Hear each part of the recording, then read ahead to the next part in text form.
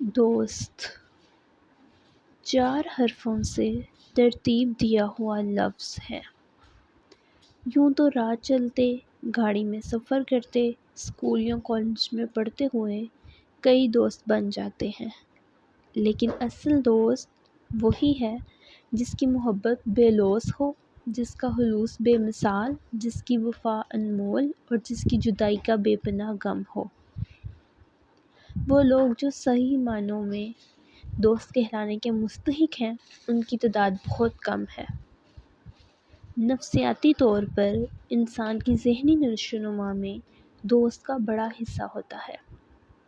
دوست کے خیالات اور احساسات اس کے دل و دماغ پر گہرا اثر کرتے ہیں۔